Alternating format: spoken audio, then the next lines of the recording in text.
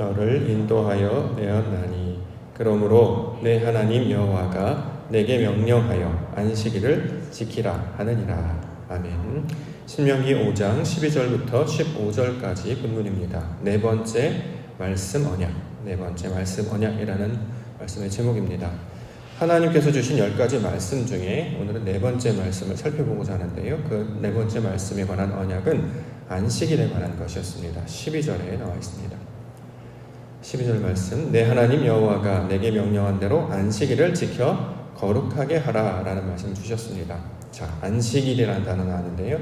안식일은 하나님의 창조사역 7째 날에 말씀하고 있는 내용을 그대로 받은 것입니다. 창세기 2장 2절부터 3절에 보면 하나님이 그가 하시던 일을 7째 날에 마치시니 그가 하시던 모든 일을 그치고 7째 날에 안식하시니라. 하나님이 그 7째 날을 복되게 하사 거룩하게 하셨으니 이는 하나님이 그 창조하시며 만드시던 모든 일을 마치시고 그날에 안식하셨음이니라. 이렇게 기록하고 있습니다.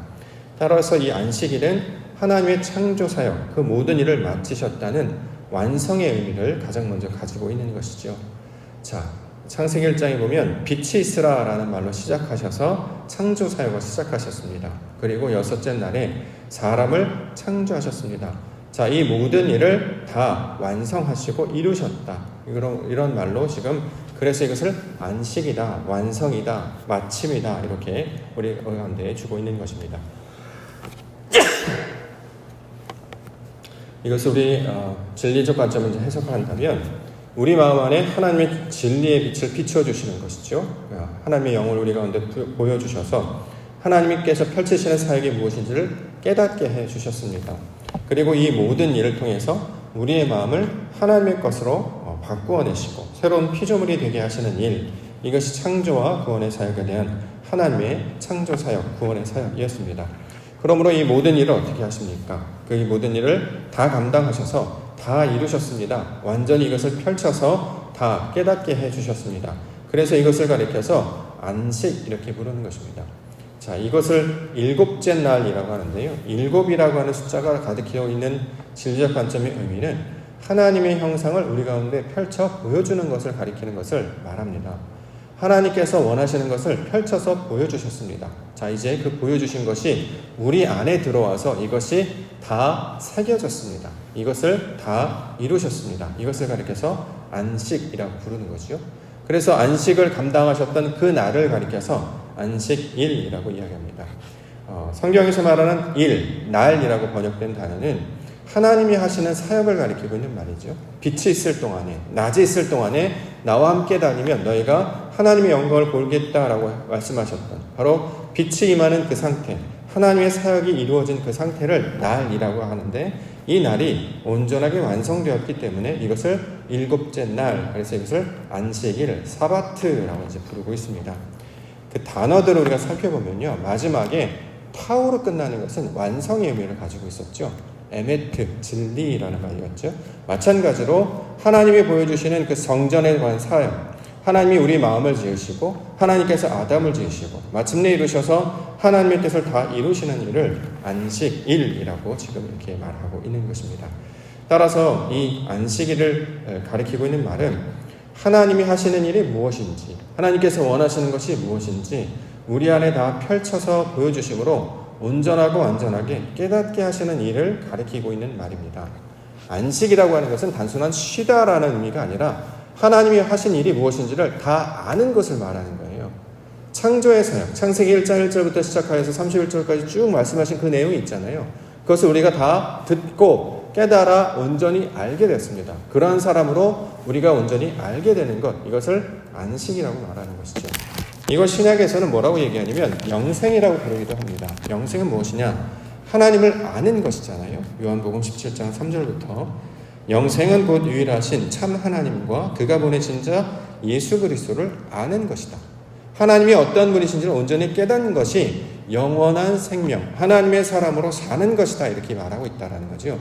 그런데 이 영생을 감당하게 하시는 일이 바로 예수님이 하시는 일이었습니다. 4절부터 보면 아버지께서 내게 하라고 주신 일을 내가 이루어 아버지를 이 세상에서 영화롭게 하였사오니 아버지여, 창세전에 내가 아버지와 함께 가졌던 영화로서 지금도 아버지와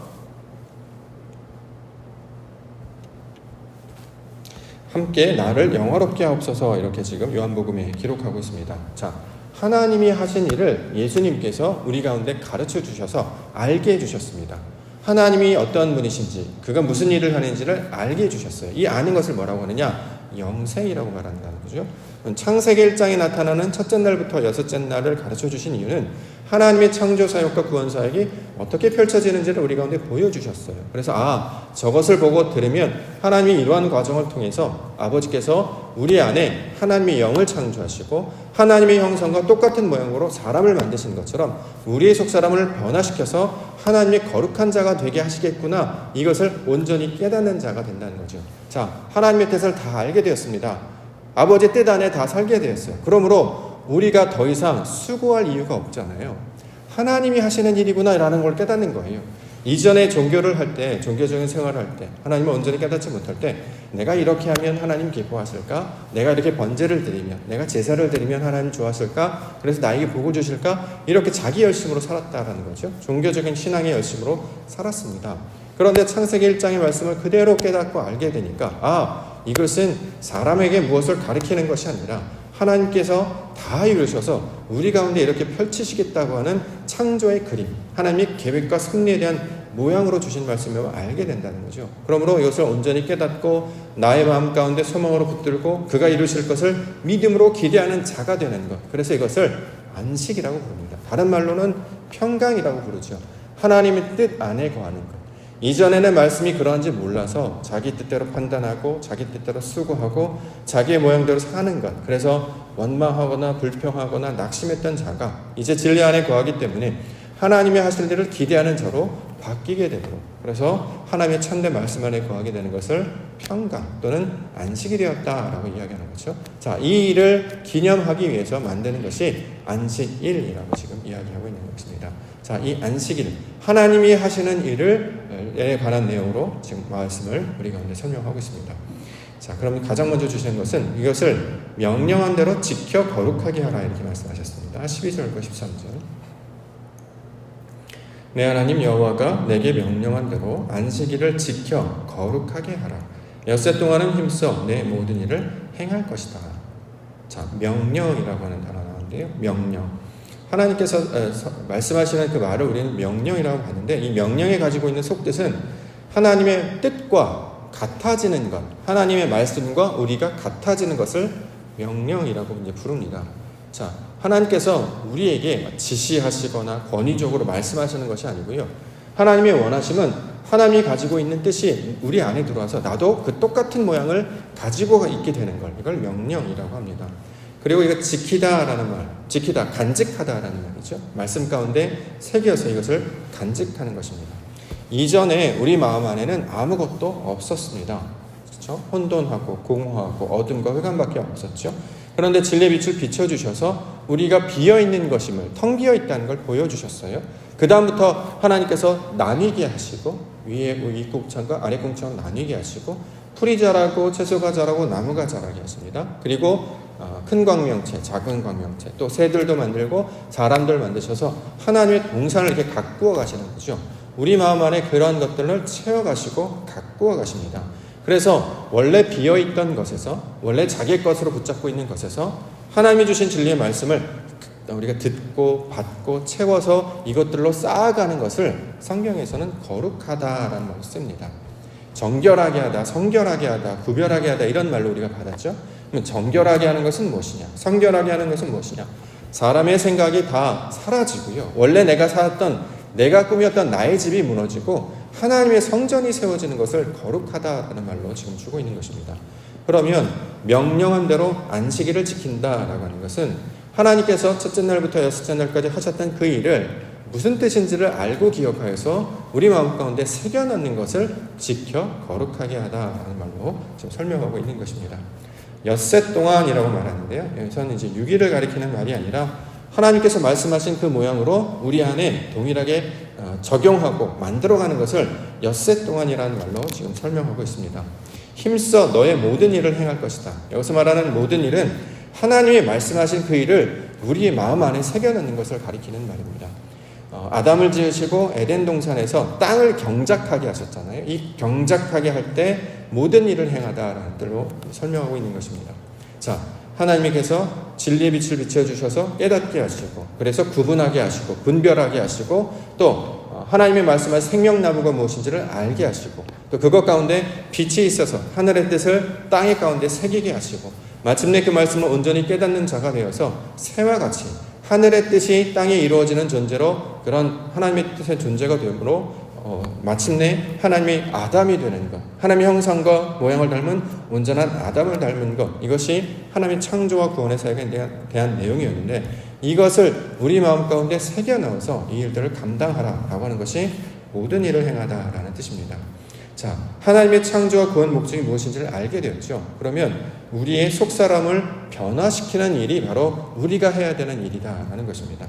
원래 우리는 욕망으로 살았죠. 자신의 의, 자신의 방법들로 살았습니다. 그래서 그것을 애굽이라고 불렀습니다. 육신된 자들을 가리켜서 애굽 이렇게 불렀던 거죠. 근데 그러한 자들을 하나님께서 광야로 인도해 주셨습니다.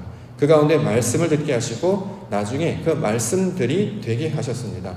그러므로 이제 몰랐던 하나님, 지식이 없어서 몰랐던 하나님을 알게 되므로 지식으로 하나님의 뜻을 쫓아 사는 자들이 되게 해 주셨습니다. 자, 이것이 하나님의 창조와 구원의 목적이 되는 것이죠. 이렇게 하나님이 원하시는 뜻대로 우리의 생각과 우리의 전 인격이 변화되는 것을 거룩하게 되다라는 말로 지금 살게 되는 것이죠. 우리 삶 가운데 적용하면 이전까지는 세상의 교훈, 세상의 지식, 나만의 방법, 자신이 가지고 있는 자신의 뜻대로 살았다면, 이제 하나님의 말씀을 온전히 깨닫는 자는 그러한 것을 자꾸 벗어버리고 그 말씀 안에 담겨져 있는 하나님의 뜻을 쫓아 사는 자들이 되는 것입니다. 눈에 보이는 대로 살아가지 아니하고요, 믿음으로 사는 자가 되는 거죠. 세상을 향해 살아가는 자가 아니라 하늘을 향해 살아가는 자가 되는 것입니다. 내가 원하는 자기의 욕심대로 살아가는 것이 아니라 하나님께서 원하시는 그 기뻐하신 뜻을 쫓아 살아가게 되는 자들.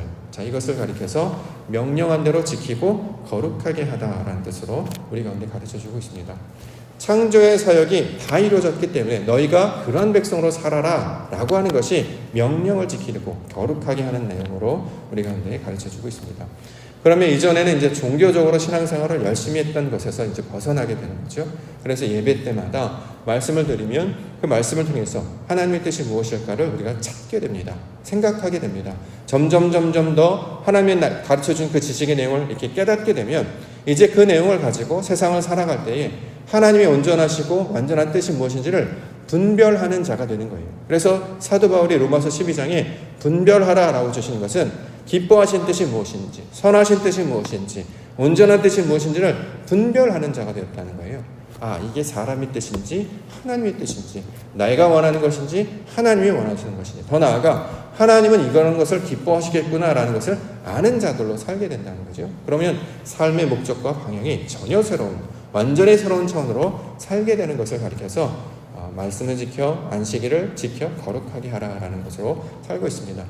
자, 이것이 이제 신약 가운데 나타난 기사들도 설명하고 있잖아요. 만약에 안식일 그것에 대해서 아픈 사람이 있으면 고치는 것이 마땅하지 않겠느냐라고 우리 예수님께서 말씀하시는 거죠.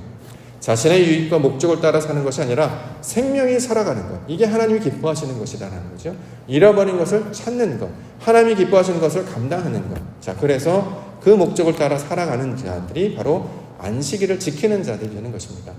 그냥 무작정 아무 일도 하지 않아, 내가 이것을 율법적으로 지킬 거야 라고 하는 율법적 태도에서, 종교적 태도에서 벗어나서 하나님이 기뻐하신 뜻을 쫓아 살아가는 것. 자, 이것이 하나님께서 안식일을 지키라 라고 주시는 말씀의 내용이 되고 있습니다. 그럼 안식일에 해야 되는 것이 무엇이냐? 하나님의 일을 하는 자들이 되어야 된다는 거죠. 14절에 나와 있습니다. 14절 말씀. 일곱째 날은 내 하나님 여호와의 안식일인즉 너나 내 아들이나 내 딸이나 내 남종이나 내 여종이나 내 소나 내 낙이나 내 모든 가축이나 내 문 안에 있는 유하는 객이라도 아무 일도 하지 못하게 하고 내 남종이나 내 여종에게 너와 같이 안식하게 할지니라. 자, 아무 일도 하지 못하다 이런 말 나왔죠. 뭐뭐 하지 말라. 이것을 우리가 진리적 관점을 해석하면 하나님께서 그렇게 하시겠다라는 의도를 담은 말이라고 우리가 이걸 익혔습니다. 너는 나 외에 다른 신을 내게 두지 말라라고 하는 것은 우리가 그렇게 할 수 있다는 게 아니라 하나님께서 그렇게 만드시겠다는 거예요. 하나님의 사역, 의도를 담은 말이 되겠죠. 그러면 아무 일도 하지 말라라고 하는 것은 아무 일도 하지 않게 하겠다라는 뜻입니다. 그러면 여기서 말하는 아무 일이라는 건 뭘 말하냐? 사람이 자신의 뜻과 욕망을 위해서 살아가는 것을 가리키고 있는 말이에요. 원래 사람은 자신이 원하는 대로 살죠. 자기 욕심, 자기 의대로 살아갑니다. 자기밖에 모릅니다. 그래서 이것을 이기적이다 이렇게 얘기하기도 하죠. 땅에 있는 본성 그대로 살아가는 것이 사실은 이기적인 것입니다. 사람들은 다 이렇게 살아가지요. 그렇게 살아갈 수밖에 없는 자가 됐습니다. 근데 이 사람이 변화돼요. 어떻게 해요? 하나님의 뜻으로 변화돼요. 원래 모든 생명들은 자신의 유익을 위해서만 살아가도록 그렇게 살게 되는데 그렇게 살지 않고 하나님의 뜻을 쫓아 사는 자로 바뀌게 된다는 거죠. 그래서 이전에는 자신의 뜻과 자신의 소욕과 자신의 유익을 위해서만 살았던 사람이 그렇게 살지 않는 자로 변하게 할 것이다. 이게 바로 하나님께서 원하신다는 거죠. 육신을 위한 일, 내 마음을 위한 일, 내 뜻을 위한 일로 살아갔던 자가 하나님의 일을 기대하며 살아가는 자로 바뀌게 할 것이다. 자, 이것을 가리키고 있는 말입니다. 왜 그렇습니까? 진리가 우리 안에 들어와 있기 때문이죠. 하나님의 뜻이 무엇인지를 제대로 알기 때문에 그렇게 살아갑니다. 이전에는 열심히 살았어요. 자신을 위해서 최선을 다해서 그래야 살 수 있다고 믿었기 때문이죠. 그런데 하나님을 아는 자들은, 믿는 자들은 그게 전부가 아님을 알려주셨습니다. 우리가 수고를 열심히 한다고 해서 이익이 더 많아지는 것도 아니고요. 우리가 아무것도 안 한다고 해서 그냥 멈춰져 있는 것도 아니었어요. 하나님께서 우리의 주인이 되시기 때문에 먹이시고 마시고 입히신다는 걸 알게 된다는 거죠. 그러므로 그의 나라와 뜻을 구하는 자로 바뀌며 살아가게 된다는 거예요. 이전에는 먹을 것, 마실 것, 입을 것을 위해서 살아갔던 자들이 하나님의 나라와 뜻을 위하는 자들로 바뀌게 되는 것. 그래서 이 안식일은 그 하나님이 하는 일로 바뀌는 것을 기념하도록, 하나님께서 우리에게 이런 복된 자가 되게 하셨구나 라는 것을 기대하도록 만들어주신 날이 되고 있습니다. 여기 이제 남종, 여종, 소, 나귀, 가축 이걸 조금 더 해석을 해야 되겠습니다만 진리적 관점에 따르면 이게 하나님께서 우리 안에 내어주시는 하나님의 성품들을 가리키고 있는 말이었죠. 아들이라고 하는 것은 아버지의 형상을 닮은 자를 가리키고 있는 말이었습니다. 즉 하나님께서 닮은 자들, 그것이 우리 안에 새겨지는 것, 이것을 이제 아들이라고 얘기하는데 여기 나오는 모든 단어들이 그와 관련된 단어가 되고 있습니다. 비어있던 자에서 하나님의 것으로 채워져서 이제는 나의 원대로 살지 않고 하나님의 뜻대로 살아가는 날, 그것을 안식일이라고 부르게 됩니다. 자, 안식일은 그런 상태를 가리키고 있는 말로 우리 가운데 주시는 뜻입니다. 자, 마지막으로는 기억하라 이렇게 주십니다. 15절. 너는 기억하라. 내가 애굽 땅에서 종이 되었더니 내 하나님 여호와가 강한 손과 편팔로 거기서 너를 인도하여 내었나니 그러므로 내 하나님 여호와가 내게 명령하여 안식일을 지키라 하느니라. 자, 안식일을 지키다라고 하는 것의 궁극적인 목적은 무엇이냐? 기억하다라는 단어로 설명할 수 있을 것입니다. 기억하다. 단순히 우리를 머리로 생각하는 것만을 가리키고 있는 말이 아니었죠. 기억하다는 마음과 머리가 하나 되어서 반응하게 되는 것. 다시 말해 하나님의 말씀은 우리의 지식과 감정과 의지, 전인격적으로 몸에 체화해서 육화하여서 새기는 것을 말합니다. 그래서 몸 전체가 반응하도록 하는 것을 기억하다라는 단어로 설명하고 있습니다. 무엇을 기억하느냐? 우리의 주인, 우리 몸의 주인이 하나님이심을 자동적으로 알게 되는 거죠. 이전에는 몰랐어요. 또 이전에 부족할 때는 막 우리가 열심히 기억해내고 수고하고 애써야 이런 것들을 할 수 있었다면 하나님께서 완성하신 그 안식일은 무엇이냐면 다 이루어졌기 때문에 우리가 막 의지대로 하지 않아도 자연스럽게 그 말씀 그 자체가 되기 때문에 하나님의 뜻 안에 거하는 그 하나님의 백성들 그 자체와 존재가 됐기 때문에 무엇을 하지 않아도 자연스럽게 나타나는 존재가 된다는 거죠. 우리가 만약에 사랑합니다라는 단어를 할 때 무엇을 막 열심히 사랑하려고 의도하는 게 아니고요. 하나님이 주신 사랑이 우리 안에 충만하게 넘치게 되면 우리가 자연스럽게 그 은혜를 흘려보내는 자들이 된다는 거죠.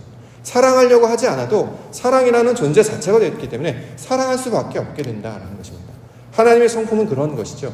진리로 우리를 채우셔서 만드시면 우리가 그러한 존재가 되게 하시는 거예요.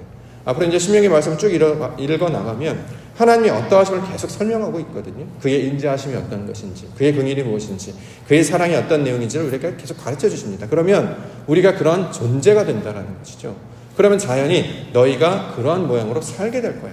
하나님의 영광을 나타내는 하나님의 백성들로 살게 할 거야. 이렇게 계속해서 설명해 주고 있는 내용입니다. 이것을 가리켜서 구원이라고 말한다라는 것입니다. 짐승처럼 이 땅에 이성이 없이 살아가는 자들이 아니라 하나님의 진리의 말씀을 뜻을 깨닫고 온전하고 완전한 하나님의 성품을 온전히 닮은 자로 이 세상을 살아감으로 하나님의 영광을 나타내는 자들, 그들을 보면서 하나님의 모양은 바로 저런 것이구나, 저것이 바로 하나님께서 우리 가운데 역사하신 증거가 되었구나 라는 것을 보여주는 빛으로 살게 하신다라는 거죠. 자, 이것을 우리 가운데 10가지 말씀, 이 십계명이라고 하는 약속의 말씀으로 우리 가운데 주셨습니다. 그러므로 이 네 번째 개념, 안식일이라고 하는 것은 하나님께서 완성하신 그 말씀의 결과가 무엇인지를 우리 가운데 설명하고 있는 것입니다. 그것을 기대하게 하시고 그것을 소망하게 하셔서 마침내 하나님의 온전한 모습으로 거하는 자가 될 때 물자 그대로 안식하는 자, 하나님 앞에 완성된 자로 살아가게 해 주실 것입니다. 이것을 우리가 말씀 가운데 붙잡고 소망하며 기도하는 우리 믿음의 백성들 되기를 원합니다. 그래서 첫째 계명부터 시작해서 주셨던 이 말씀들 하나하나 차곡차곡 우리 가운데 말씀 가운데 새기면 이것을 가리켜서 다른 말로 뭐라 그러냐, 첫째부터 네 번째 계명, 다섯 번째 계명을 우리가 마음 가운데 기억하여서 새겨서 이것을 소망하는 자가 되면 이것을 뭐라 그러냐, 하나님을 사랑하는 자가 되었다라고 설명합니다. 십계명의 계명의 뜻이 그거잖아요. 하나님을 사랑하고 이웃을 사랑하는 것이 십계명 전체의 목적이잖아요. 그런데 그 사랑한다라고 하는 뜻은 그분의 뜻이 무엇인지를 기억하여서 내가 그 마음을 품고 살아가게 되는 것. 너는 이제 하나님을 사랑하는 자가 되었네 라고 성경은 말한다라는 거죠. 그 온전한 뜻을 우리가 오늘도 기억하며 하나님께서 원하는 우리 마음과 육신을 통해 변화되기를 원하는 그것을 우리가 꿈꾸며 소망하며 살아가는 자들이 되기를 원합니다.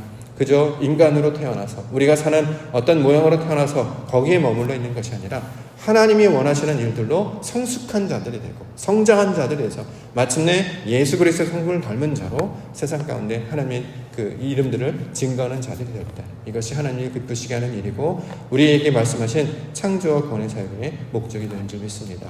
이 말씀을 우리가 붙잡고 소망 가운데 기도 가운데 나아가시며 하나님의 형상을 온전히 이루시는 우리 믿음의 성도님들과 교회가 되기를 주님의 이름으로 축원합니다.